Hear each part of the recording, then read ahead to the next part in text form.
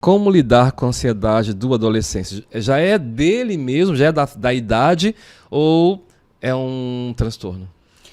Então, transtorno é tudo aquilo que começa a atrapalhar a vida da pessoa a ponto de paralisar mesmo algumas áreas. Sim, Né? Nem sim. tudo. A gente precisa entender, por exemplo, que a ansiedade é uma emoção natural. Todo ser humano precisa ter um pouco de ansiedade, porque senão estaríamos mortos. É. Né? A ansiedade, ela é produzida pelo nosso sistema simpático, né? O outro lado do sistema nervoso central, onde te prepara para lutar, fugir, enfrentar um desafio. Então, é a ansiedade que me faz atravessar a rua, fugir de um carro, fugir de um bicho. Se eu tiver zero ansiedade, eu vou morrer. Então, assim, a ansiedade até um certo ponto... Ela é boa. Ela é boa, inclusive, de ter. Quando ela passa a ser um sofrimento e quando ela passa a ser um transtorno, quando começa a atrapalhar a vida dessa pessoa. Né?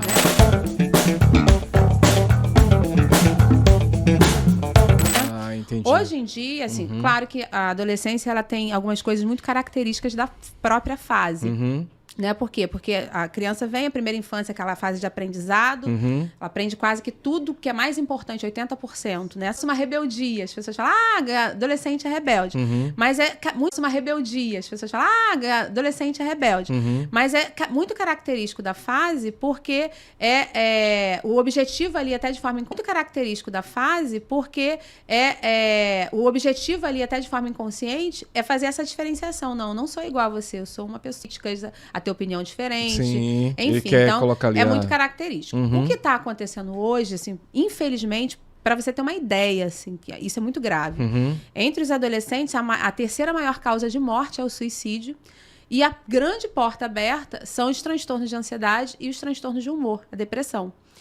Então, mas o adolescente em si, ele já tem essa troca de humor, não tem não? De manhã tá de um jeito, à tarde tá em outro, ou não? Característico tem alguns, por exemplo, até por características de personalidade, traços de personalidade. Sim. Mas, assim, em termos de doença, de morte, para você ter uma ideia, né, nessa faixa etária, na adolescência, a terceira maior causa de morte é o suicídio. Que aí antecede a depressão, a ansiedade. E, assim, a pergunta dessa mãe, né? Sim. Como lidar e o que causa? Tá. Gente, para os adultos, né, tá sendo muito difícil lidar com toda essa cobrança que está acontecendo aí, né? Então, se vende essa questão da perfeição, de que você tem que ser bom o tempo todo, você tem que estar feliz o tempo todo, você tem que estar perfeito o tempo todo. A cobrança. Autocobrança exagerada. Comparação, né? A gente vê o tempo todo, as redes sociais estão adoecem muito, né? Não a rede social em si, mas o consumo dos conteúdos que não geram saúde emocional. Então, quantas adolescentes eu atendo com distorção de imagem ou se vendo de uma outra forma, com distorção mesmo, autoestima muito lá embaixo, porque se compara o tempo todo, porque quer ser igual a fulano, sendo que ali a gente vê o recorte. Você mostra o que você quer. Eu falo que é muito fácil parecer perfeito na rede social. Sim. Porque você mostra ali o que você quer mostrar. É um recorte. Diferente. Sendo que muitos adolescentes lá nos bastidores comparam aquele bastidor que ele está vivendo naquele momento com aquele palco. E isso acontece também, claro, com os adultos. Mas o adolescente ainda não tem algumas áreas, por exemplo, o seu cérebro, o lobo frontal, que é o último a amadurecer, que é aos 21 anos, não está totalmente na idade do adolescente. Isso é uma necessidade humana, mas na adolescência, geralmente eles andam em grupo, né? Por quê? Porque eles precisam se sentir pertencentes e fazendo parte de algo, de um grupo, principalmente. Então, essa questão, né, de você ter afinidades é muito importante na fase da adolescência. Então, quando o adolescente se sente rejeitado, quando ele se sente vítima de bullying, coisas desse tipo, fica muito complicado, porque isso afeta diretamente o emocional dele. Então, hoje, assim como nós adultos, o adolescente está sendo bombardeado com muitas questões. E aí, realmente, para nós pais, eu tenho uma filha adolescente, um filho que vai entrar ainda na fase da pré-adolescência já. A gente precisa realmente estar muito atento às necessidades. É claro que assim, o limite é muito importante também para você, até para ser ouvido, né? Precisa ser ouvido, precisa ser acolhido, porque todo ser humano ele tem essa necessidade, e o adolescente também. Então, até dica aí para os pais, né? Quando, mas como é que eu posso lidar? não chegue criticando o seu filho, né? Chega, olha, eu compreendo, eu entendo, você tem direito de ficar triste, de ficar chateado, de ficar frustrado. Afinal de contas, é uma coisa que você queria muito, né? De repente, tá negociando ali o horário de chegada em casa, na madrugada e tudo. Explica ali, né, a sua preocupação, mas acolhe essa emoção dele naquele momento. Tô vendo que você tá triste, você ficou frustrado, a gente pode fazer dessa forma e dessa forma. Tentar negociar algumas questões, né? O que não for, claro, é perigoso. O que for negociável, que eu falo, tem coisas que são inegociáveis, né? Mas, assim, é muito importante a gente estar atento a isso, por quê? Porque acaba que os pais, nós temos, né, muitos desafios, porque eu concorro maior parte do tempo, ou com a rede social, ou com os amigos, né, um período que fica fora de casa. Então, o pouco tempo que os pais têm com os filhos precisa realmente ser aproveitado.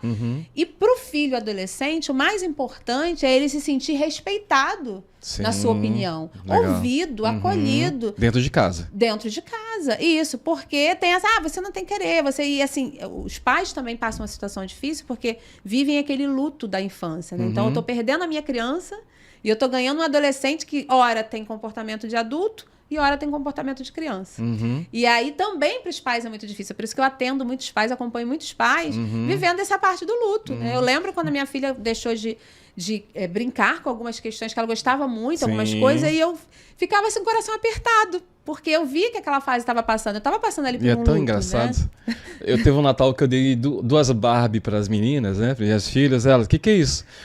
Eu já passou a fase. A gente não brinca mais de boneca. Você nem percebeu, né, que ela tinha passado, né? Então, a minha dica para essa mãe, né, como lidar, se nem tudo é um transtorno de ansiedade, mas se perceber que tá demais, procura um psicólogo, sim. Né, é legal o pai ir com o filho fazer uma terapia nessa fase? Nessa fase, a gente não aconselha os dois juntos, porque dificilmente eles se abrem, eles, né, colocam ali. Mas, normalmente, dependendo da faixa etária, por exemplo, a partir dos 12 anos que começa a fase da adolescência, a primeira conversa é com os pais. Até uns 17, conversa com os pais. E aí sim, depois a gente vai fazendo devolutivas e tudo, até porque a base da terapia é o sigilo, né? Mas quando é criança ou um pré-adolescente, a gente precisa realmente pontuar todos os pontos, porque a terapia é um caminho, mas quem convive muito mais e quem conhece o filho são os pais. São, né? Os pais, Ele precisa ser aliado nesse processo, mas juntos, a não ser quando é terapia de família, que aí envolve todos os membros da família. Não, bacana. E traz um pouquinho de água para a doutora para mim e te fazer uma outra pergunta. Quando você aconselha os pais a indicar ou levar o filho para um tratamento de terapia, só quando o pai vê que o filho está muito agressivo dentro de casa, ou pode ser prevenção também? Olha, eu costumo dizer que eu ainda prefiro, né, os adolescentes que se portam, prefiro entre aspas, né, mas com agressividade consegue demonstrar através do comportamento muitas mudanças do que aquele que internaliza muito. Mas às vezes a agressividade do adolescente é o mau tratamento do pai ou da mãe. Não, bate à toa, sem explicação, não sabe bater. Depende, assim, de qualquer forma, tanto um extremo como o outro precisa ser olhado, cuidado e direcionado, sim. Claro que a psicoterapia, ela não é só para transtornos e casos de mudanças muito bruscas de comportamento a ponto de estar prejudicando, né, essa família, né, a dinâmica ali familiar. Claro. Mas também para, né, para autoconhecimento, para desenvolver habilidades, enfim. Eu tenho relatos de pais que falam que a criança soube lidar muito mais com o adolescente, com frustração, com o não, se conhecer, respeitar o limite do outro, desenvolver habilidades sociais. Perfeito. Né? Porque isso é muito legal. É legal. Habilidade social a gente precisa para a vida inteira. Então, assim, eu aconselho mesmo que os pais, tendo condições, né, que eu acredito muito que vai chegar nesse patamar no Brasil, que a saúde mental vai ser acessível a todos. Seria legal, né? Sim, porque muitos problemas do corpo, né, de doenças no corpo, são oriundas da parte, né, começa aqui na mente. As próprias prefeituras deveriam contratar mais profissionais da área de saúde, né? Inclusive, a demanda tem um gasto grande. muito menor com cuidado, né, com a saúde. Ficaria com um médico cardiologista e ele falou que mais de 50% das entradas no hospital que as pessoas acham que estão infartando, são crises de ansiedade, Gente, no caso, ataque de pânico, né?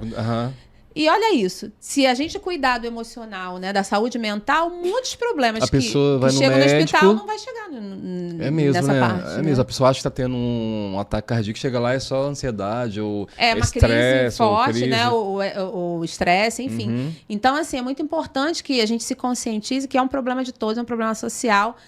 Não dá atenção porque é mais importante, porque tudo começa aqui. Né? E, infelizmente, nós temos uma cultura em que separa muito, né? Doença física é o corpo. Então, você está com um problema na mão, você vai procurar um médico, uma igreja, qualquer coisa. Mas no cérebro, não. No cérebro, a pessoa está maluca, ou para quem acredita em coisas, né? Tá possuída, Engraçado, ou isso, aquilo. E não é o cérebro e adoece como qualquer outra. Sabe o que eu ouvia quando criança? Os mais antigos falavam, isso é frescura, dá um trabalho, dá uma enxada. Cara, isso é um erro. Como eles erravam, né? Exatamente, porque também não tinham conhecimento, né? Mas assim, a gente percebe como que isso é incapacitante, porque você vê uma pessoa altamente ali propícia para fazer determinadas coisas, ficando paralisados por uma depressão, por uma ansiedade, por uma síndrome do pânico. Porque não é uma doença que surgiu depois da pandemia. Não, já existia, essa doença sempre né? existia. As doenças emocionais, né? Os transtornos. Só que as pessoas enfim, desconheciam, né? Sempre existiram. Antes, né? Antes até da reforma psiquiátrica, tudo era colocado muito no mesmo bolo, né? Todo mundo era maluco. Era. Então, né? Coloca lá na clínica, tacava remédio e tal. Taca remédio e tudo. E hoje já tá assim um pouco diferente. E a psicoterapia também na fase de adolescência, até mesmo, né? Na adulta, enfim, qualquer fase, ela torna, ela tem esse, pelo menos, eu trabalho com a terapia cognitivo-comportamental. É uma abordagem da psicologia onde a premissa básica é de que não são as coisas em si que nos fazem nos sentirmos de determinada forma, e sim como nós interpretamos essas coisas. Porque a partir da nossa interpretação a gente sente. O que gera as nossas emoções é como a gente acredita nesses pensamentos que são oriundos daquelas crenças estabelecidas desde a nossa infância. Interessante. Então é o meu óculos, né? A minha lente, eu enxergo através daquilo. Eu interpreto aquilo, eu sinto, isso se revela no meu comportamento. Então, o primeiro objetivo dessa psicoterapia, e ele é muito eficaz, assim, é o tratamento padrão ouro. Eu tenho vários médicos que trabalham comigo e indicam, porque o resultado é muito rápido. Muito rápido. Até a minha secretária estava falando, Andréia, mas você fica 3, 4 meses, a pessoa sai feliz, e eu trabalho com... Ela trabalha com uma outra psicóloga que fica tão... Eu falo, essa abordagem, o objetivo é esse, as pessoas melhorarem rápido mesmo. Bom, né? muito então, bom. tem eficácia, e comprovado, porque eficiência é diferente de eficácia. Né? Se você ser eficiente é uma coisa, ser eficaz é outra. Então, eu posso até dar um exemplo. Vamos supor que tem uma goteira aqui, e aí você tem um funcionário que vem aqui e coloca, né, uma vasilha e fala, olha, consegui conter aquilo, ele não tem um transtorno, uma ansiedade, uma depressão, ele tá criando ali bases emocionais, né, psicoeducativas, inclusive, para se tornar um adulto forte, um adulto tolerante à frustração, um adulto que sabe lidar com o não, um adulto resiliente, um adulto autoconfiante. Então, tudo isso é trabalhado através da psicoterapia. Por isso que eu falo que hoje é o maior investimento, né, que a gente pode fazer na vida. Sem dúvida nenhuma.